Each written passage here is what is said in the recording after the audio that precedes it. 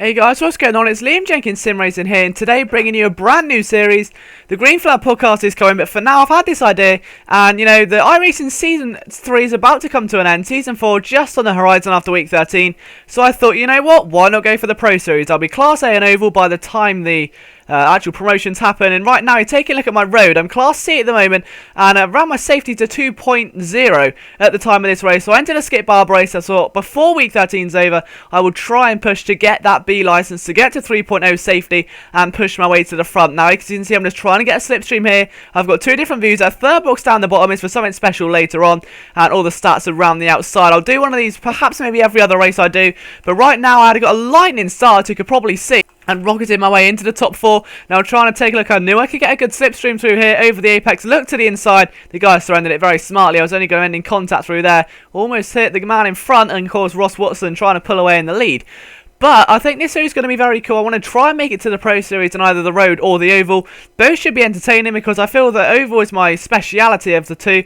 The road one, I'm just a bit flimsy, it's a bit fluky. But if I put enough practice in, I don't do that bad, as you can see right now. So just catching up onto P2 now then, and looking towards the inside. Can I get into that final corner? Not just yet. He's just not going to give me the room, but nonetheless keeping all over the back of him as we go into that final corner. And of course on the right you can see all the stats about the car and the track etc. But I got round him as he went a bit wide, so thank you very much. I'll take 12th place to 2nd place in just under a lap. So now the inevitable push onto the lead was very much on.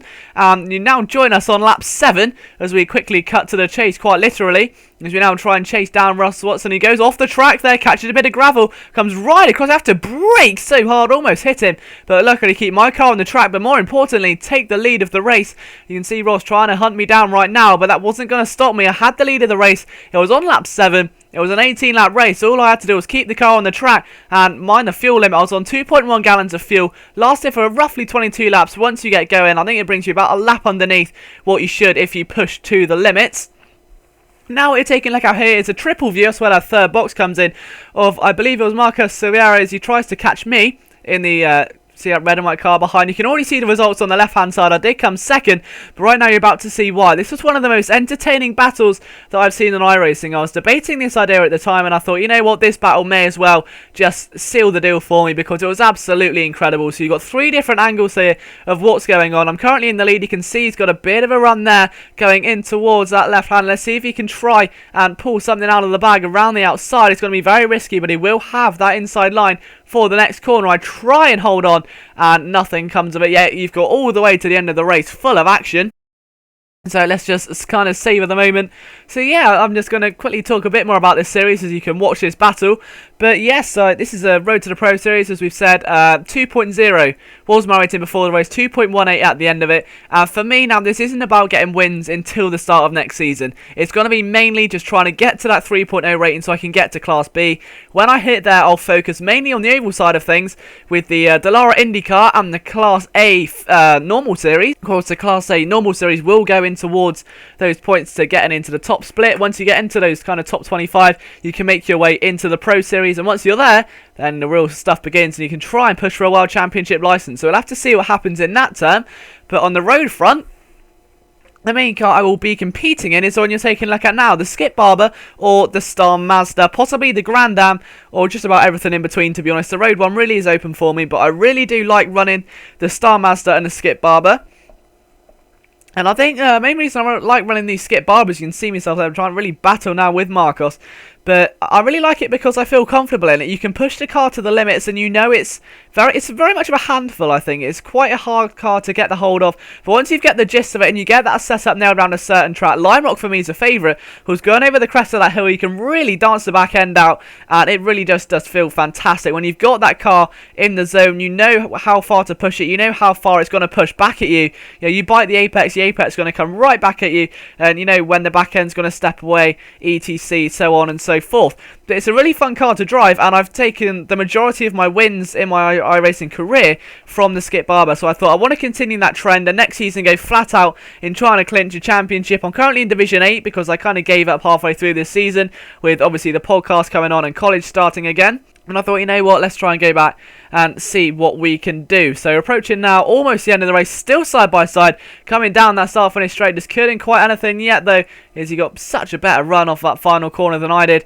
Now he starts getting good then, as you can see, we're almost, I'd say, is around lap 14 or 15. I try one almost at the inside there, which is not quite going to be enough, I don't think. Then nobody does go wide. This is where I took the lead back. He went wide. I managed to get that lead back. Thank you very much. And for me, that was about conserving fuel. I was constantly flicking between the F3 button so I can see how close he is, or in front or behind me, and of course the fuel monitor button, because the fuel in this car really can make your race or break it. You don't want to go too heavy because it can slow you down by at least, I'd say, about 3 or 4 tenths of a second.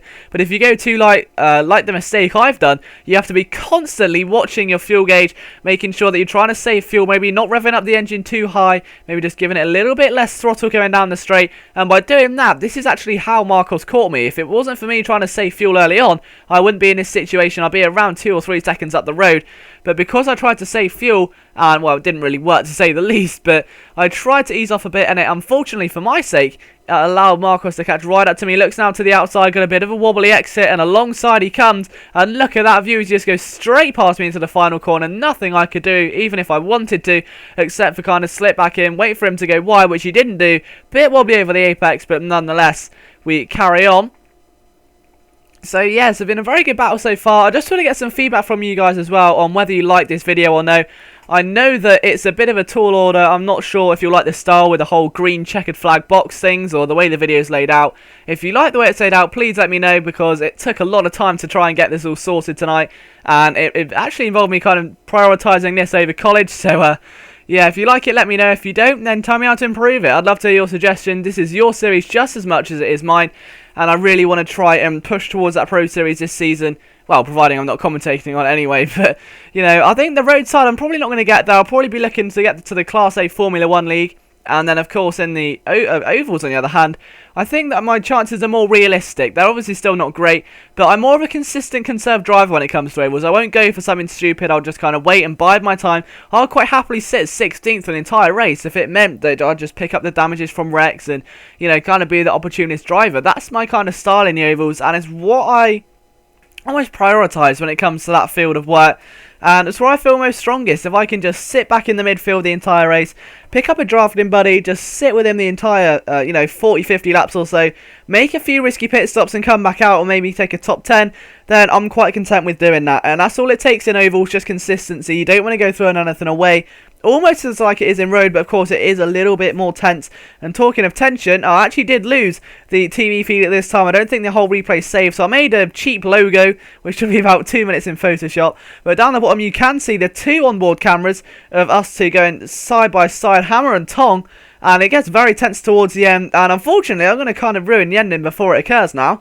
Both of us had a bit of a stroke of bad luck, you see. So he actually crossed the start-finish line, and then on lap 17, thinking it was a checkered flag. And I could hear him over the voice chat, getting a bit angry, saying, "Oh, good race, Liam, yeah, really good." And he just stopped, and I saw the, little iRacing ticker thing down the bottom, cheaping up to around 5 or 6 seconds, and I was like, okay, what's happened now? Has he crashed?